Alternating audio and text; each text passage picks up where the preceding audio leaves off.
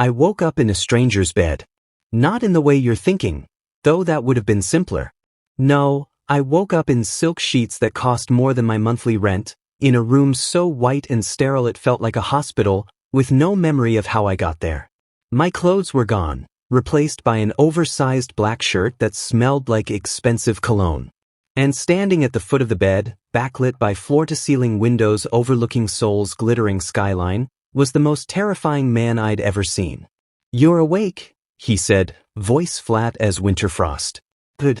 We need to talk about why you were dying on my doorstep." My hand instinctively went to my stomach. "The baby. Oh God, the baby." "Relax," he continued, those sharp eyes missing nothing. "I had my private doctor examine you. You're fine. The fetus is fine, though your blood pressure is dangerously high for someone 12 weeks pregnant." Fetus. He said it like a medical diagnosis, not a life. "Who are you?" My voice cracked. "Where am I?" "Cha Seo-jin, CEO of Cha Industries. This is my penthouse." He moved to pour himself whiskey from a crystal decanter, movements precise and controlled. "You collapsed in the rain outside my hotel. My driver wanted to call an ambulance, but..." He paused, something flickering behind those cold eyes. "I brought you here instead." "Why?" "That's what I'd like to know. Why is someone in your condition sleeping rough on the streets?" The question hit like a physical blow. 24 hours ago, I had a home, a boyfriend, a future. Now I had nothing but the life growing inside me and the clothes I'd shoved into a suitcase before Jiwoo threw me out. "You did this on purpose." Jiwoo had screamed, throwing the positive pregnancy test at my face. "Trying to trap me with some bastard Omega baby." I'd stumbled backward, hand protectively covering my stomach. "Jiwoo, please, I didn't. We can figure this out." "Figure what out? That you're a fucking mistake? That I've been sleeping with Hae-jin for 6 months because at least he doesn't make me feel suffocated?" His beautiful face twisted with disgust. "Get out. I want you gone before I get back. This is my apartment too. I pay half the rent." He'd laughed, actually laughed. "You mean the rent I've been covering since you lost your job? Please, Min-jun. You own nothing. You are nothing. I asked you a question." Seo-jin's voice snapped me back to the present. He was closer now, studying me like I was a problem to solve. "What's your name?" "Kang Min-jun." The words felt foreign, like I was introducing a stranger. "And the father?" My throat tightened. "Gone. He didn't want it. Didn't want me." Seo-jin's jaw clenched, just for a moment, before his expression smoothed back into that unreadable mask. He downed his whiskey in one swallow. "You'll stay here." "What? No, I can't." "You can and you will." He cut me off with the authority of someone used to being obeyed. "You're malnourished, dehydrated, and stressed. In your condition, another night on the streets could kill you both. I'm not your responsibility." "No," he agreed, refilling his glass. "You're not. But you remind me of someone who needed help and didn't get it." His knuckles went white around the crystal. "My younger brother. He was pregnant when he died. Alone. Afraid. I was too busy building this empire to notice he was falling apart." The grief in his voice was so raw, so unexpected from this ice-cold man, that my protests died. "I won't make that mistake twice," Seo-jin continued.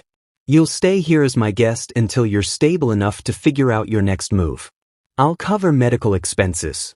You'll have your own room, privacy, and no obligations beyond taking care of yourself and that baby.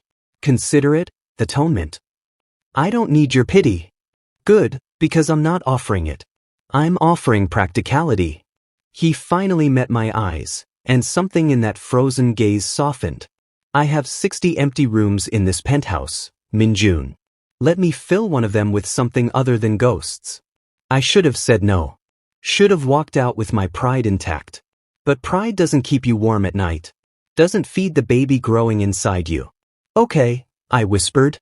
"But just until I find a job. A place. I won't be a burden. We'll discuss terms in the morning. For now, rest." He turned to leave, then paused at the door. "Oh, and Min-jun? One rule. My mother visits occasionally. He's traditional, conservative. If she discovers you're here and pregnant, she won't approve. She'll make both our lives hell. His expression darkened. So when she visits tomorrow, don't mention the baby. As far as anyone's concerned, you're an old friend staying temporarily. Can you do that? I nodded, fear creeping up my spine. What happens if she finds out? Seo-jin's silence was answer enough. As the door clicked shut behind him, I placed both hands on my still flat stomach and whispered to the tiny life inside me, what have we gotten ourselves into? Outside, Seoul glittered like a promise. Or a warning. I fell asleep not knowing which. I found the prenatal vitamins on the third morning.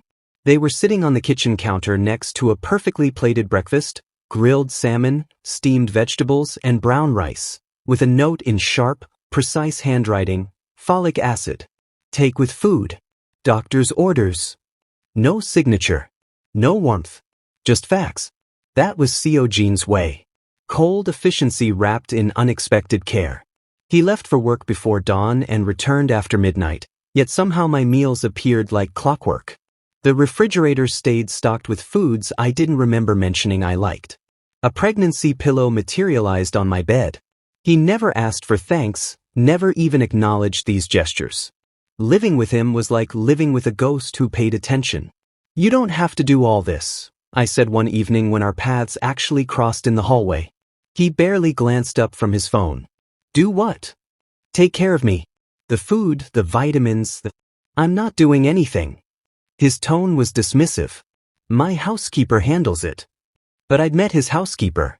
Mrs. Park came twice a week and had no idea what I liked for breakfast. I didn't call him out on the lie. The ultrasound appointment came on a Tuesday. I'd scheduled it weeks ago, back when Ji-woo and I were still together, still pretending we had a future. The clinic was across the city, and I told no one I was going. This moment, seeing my baby for the first time, felt too private, too sacred to share with anyone. Especially not with the cold stranger whose charity I was living on. The technician smiled as she moved the wand across my stomach. There's your baby. 14 weeks. Good strong heartbeat. The screen blurred through my tears. That tiny flutter of movement, those impossibly small hands, my baby.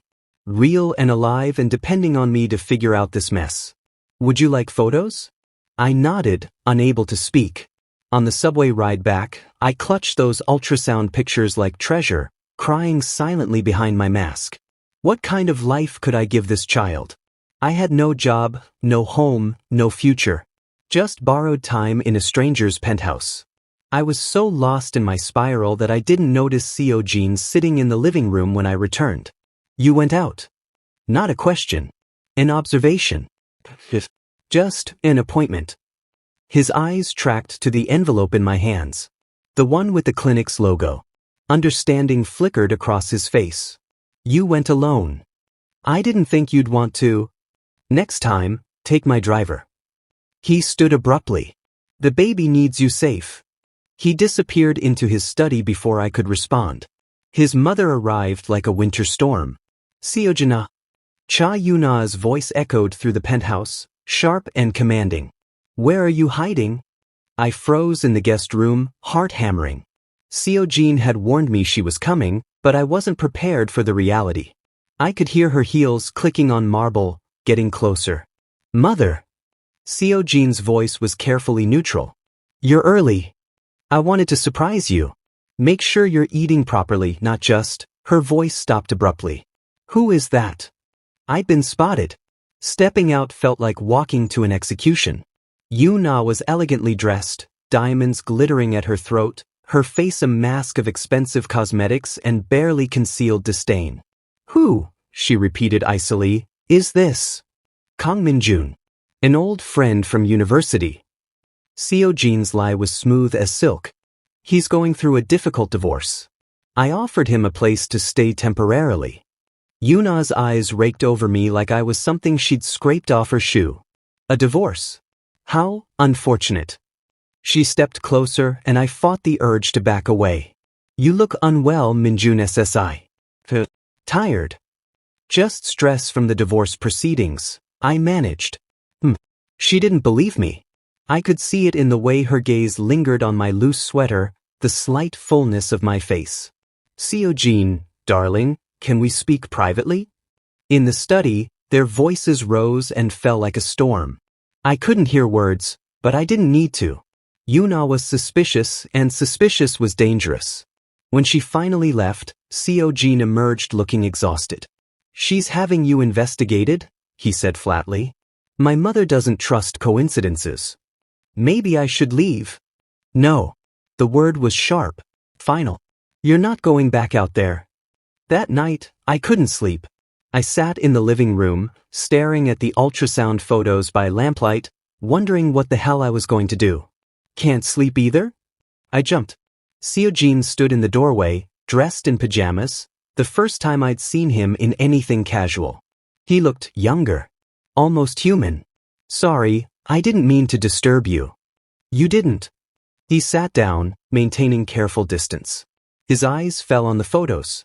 May I? I handed them over, watching his expression soften in ways I didn't know his face could manage. My brother's baby would have been about this far along when. He stopped, jaw tightening. When he decided he couldn't do it anymore. He was alone. I was too focused on quarterly reports to see he was drowning. Seo-jin, that wasn't your fault. Wasn't it? He looked at me then, really looked at me, and I saw the guilt eating him alive. I had all this wealth, all this power, and I couldn't save the one person who mattered. So you're saving me instead. Is that so terrible? No, I whispered. It's the kindest thing anyone's ever done for me. Something shifted in the air between us. His hand moved, just slightly, like he wanted to reach for mine but didn't dare. The moment shattered with the sound of a key in the lock. We both froze. No one else had keys to the penthouse. The door swung open, revealing a beautiful woman in a designer coat, her face twisted with fury. Seo-jin, she said, voice dripping venom. Who the fuck is that, and why is he wearing your clothes? Seo-jin stood slowly, positioning himself between us. Haewon, we need to talk. Get out. Lee Haewon didn't raise her voice. She didn't need to. Authority radiated from her like heat, her perfectly manicured finger pointing at me like I was vermin. Haewon, you can't just. I can't. She whirled on Seo-jin, eyes blazing. I'm your fiancé. I have every right to know why there's some random Omega living in our home. This isn't your home, Seo-jin said coldly. And our engagement is a business arrangement. Nothing more. The slap echoed through the penthouse. Seo-jin's head barely moved, but I flinched like I'd been hit. Haewon's hand trembled as she lowered it, tears of rage streaming down her perfect face. A business arrangement, she repeated bitterly. 5 years, Seo-jin. 5 years of playing the perfect fiancé for your family, for the company, and this is what I get? Humiliation? You knew what this was from the beginning. I knew you were cold, not cruel. She turned to me, and the hatred in her eyes made my blood freeze. I don't know who you are or what sob story you fed him, but you have 24 hours to disappear. Or I tell his mother everything. Haewon. 24 hours. She slammed the door so hard the walls shook. Silence crashed down like an avalanche. I'll pack, I said quietly. This was always temporary anyway. Min-jun. No, she's right. I'm ruining your life. I headed toward my room, vision blurring with tears. I'll be gone by morning. He didn't try to stop me. I was folding the last of my clothes when I heard voices in the hallway. My door was cracked open, and Haewon's voice carried clearly. Appreciate you coming on such short notice, Chairwoman Cha. My blood turned to ice. Seo-jin's mother was here. You said it was urgent. Yuna's clipped tone responded. What's so important it couldn't wait until morning? Your son is harboring a pregnant Omega in his penthouse. I thought you should know before the scandal spreads. The world tilted. Pregnant? Yuna's voice dropped to a dangerous whisper. Are you certain? I saw the symptoms myself. The nausea, the fatigue, the way he protects his stomach. And Seo-jin is being protective. Abnormally so. This could destroy everything. Papers rustled. If the board finds out, if the shareholders, we need to remove him. Quietly. I may have a solution. Haewon's voice turned calculating. The Omega's ex-boyfriend. Park Ji-woo. He's amenable to negotiation. My heart stopped. You contacted him? He's willing to take Min-jun back. For a price. And he's also willing to ensure that the problem doesn't continue. The implication hit me like a freight train. They were going to pay Ji-woo to take me away. To get rid of my baby. Make it happen, Yoona commanded. I want him gone by tomorrow night. I barely made it to the bathroom before I vomited. The knock came at midnight. Min-jun? Open up. It's me. Ji-woo's voice. Soft, apologetic. Everything it hadn't been the night he threw me out. Go away. Please, baby. I made a mistake. I want you back. Want us back. Every instinct screamed danger. I pressed against the door. You threw me away like garbage. I was scared. But I've had time to think and... His voice cracked convincingly. I miss you. I miss us. Come home. We'll figure out the baby thing together. You're lying. I have money now. Enough for an apartment, for the baby. Just open the door. Let me prove it. My hand hovered over the lock. What if he was telling the truth? What if I was throwing away my chance at? Step away from him. Now. Seo-jin's voice cut through the air like a blade. I yanked open the door to find him standing between me and Ji-woo, expression murderous. Who the hell are you? Ji-woo demanded. Someone who knows exactly how much Chairwoman Cha paid you. Seo-jin held up his phone, a bank transfer displayed clearly. 100 million won to take him away. Another 100 to solve the problem. Those were her exact words. Ji-woo's fake concern evaporated. So what? He's got nowhere else to go. No job, no money, no options. You think you're saving him? You're just delaying the inevitable. Seo-jin moved so fast I barely saw it. One moment Ji-woo was sneering, the next he was against the wall, Seo-jin's forearm across his throat. Touch him, and I'll destroy everything you love. Your job, your reputation, your future. I will erase you. His voice was Arctic death. Are we clear? Ji-woo nodded frantically. The moment Seo-jin released him, he bolted. We stood in the hallway, both breathing hard. Seo-jin turned to me, and something in his expression made my chest ache. I'm not letting her take you. Either of you. Seo-jin, she's your mother. And you're... He stopped, jaw clenching. You're someone who matters. Why? The question burst out. Why are you doing this? Risk everything for someone you barely know. Because for the first time in years, I feel something other than emptiness. The admission seemed to shock him as much as me. Because you're real, Min-jun. Real fear, real hope, real life growing inside you. And I'm so tired of existing in this perfect, frozen hell. Before I could respond, his phone rang. He answered, face draining of color. I see. Yes, I'll be there. He hung up, looking at me with something like devastation. My mother filed for emergency guardianship. She's claiming you're mentally unstable and I'm unfit to make decisions. The hearing is in 3 days. She can't. She can. And if she wins, she'll take your baby the moment it's born, and I'll never see you again. His hand finally reached for mine. Fight with me, he whispered. Please. I laced our fingers together and held on tight. We fight. The lawyer's office smelled like expensive leather and broken dreams. They have a strong case, Attorney Kim said bluntly, spreading documents across the mahogany table.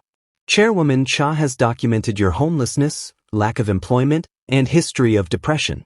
She's painting you as unstable and Mr. Cha as emotionally compromised. That's bullshit, Seo-jin snapped. That's the law. Kim looked at me with something like pity. Min-jun, I need you to understand what we're up against. She has unlimited resources, political connections, and 5 decades of building her reputation. We have 3 days. My hand moved to my stomach, a habit now. The baby kicked as if sensing my fear. What are our options? Prove she's manipulating the situation. show malicious intent.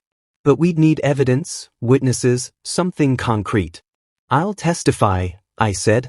My voice didn't shake. I wouldn't let it. I'll tell them everything. How she bribed Jiwoo, how she plotted to take my baby.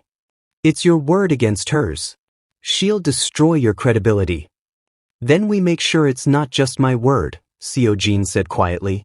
He looked at me and I saw the decision forming behind those cold eyes. I'm going public. I'll tell them the baby is mine. What? No. I grabbed his arm. You'll lose everything. The company, your reputation. I already lost everything that mattered when my brother died. His hand covered mine. I won't lose you too. The words hung between us, heavy with meaning we didn't have time to explore. Kim cleared his throat. If you claim paternity, Mr. Cha, you'll need to commit fully. Marriage would strengthen your case considerably. Marriage? To Seo-jin. The cold Seo who left vitamins on my counter and held my ultrasound photos like they were precious. We'll do it, Seo-jin said. We need to talk about this. Min-jun. He turned to face me fully. I know this isn't the proposal you dreamed of. I know I'm not who you would have chosen. But I'm choosing you. Both of you. If you'll let me.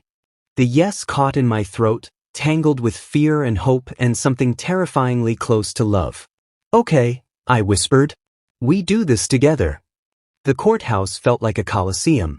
Yuna sat across the aisle in a cream Chanel suit, surrounded by lawyers like an empress with her guards. She didn't look at me once. I didn't exist to her, just an obstacle to remove. Haewon testified first. Cool, collected, painting me as a manipulative Omega who seduced Seo-jin for his money. He appeared out of nowhere, she said smoothly. Conveniently pregnant, conveniently homeless. Mr. Cha has a history of guilt regarding his brother's death. Min-jun exploited that vulnerability. My lawyer stood. Ms. Lee, isn't it true that you contacted Mr. Kang's ex-boyfriend and facilitated a bribe to remove him from Mr. Cha's life? I was protecting Seo-jin from a gold digger. By paying someone to coerce a pregnant Omega into an abortion? The courtroom erupted. The judge's gavel slammed down. Then it was my turn. Walking to the stand felt like walking through water. Every eye judged me. The poor Omega, the charity case, the homewrecker. Mr. Kang, Yuna's lawyer began, circling like a shark. You were homeless when you met my client's son. Desperate. Wouldn't you do anything to secure your future? I didn't want to be a burden. Yet you stayed. Accepted his charity. Got comfortable in his wealth. He leaned in. Isn't it true you fabricated a connection to trap him? No.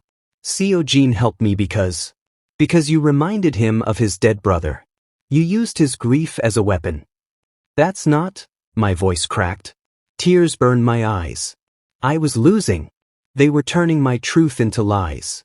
Then Seo-jin stood. Your Honor, I have something to say. The judge frowned. Mr. Cha, you'll have your chance to testify. I love him. Silence crashed down. Even Yuna's mask cracked. Seo-jin walked to the stand, standing beside me like a shield. I love Min-jun. Not because he reminds me of anyone, not out of guilt or obligation. I love the way he fights for his baby, the way he refuses to give up even when the world tells him to. I love that he makes me feel human again. He turned to me and his eyes were wet. I spent years being the perfect son, building the perfect company, living the perfect lie. And I was dying inside. Min-jun saved me as much as I saved him. Maybe more. Seo-jin, Yuna hissed. Stop this nonsense. I'm done being your puppet, mother. He faced her fully. You can take the company. Take my inheritance. But you will not take my family. The courtroom doors opened. Two walked in and my blood froze. But he wasn't looking at Yoon. He was looking at the judge. I have evidence, he announced, holding up his phone. Recordings of Chairwoman Cha offering me money to remove Min-jun. To eliminate the problem. I kept them as insurance. You traitorous, Yuna started. I'm a lot of things, Ju said quietly, glancing at me. But I won't help you hurt a baby. Not even for your money. The judge reviewed the recordings. With each second, Yuna's empire crumbled. Emergency guardianship denied, the judge ruled.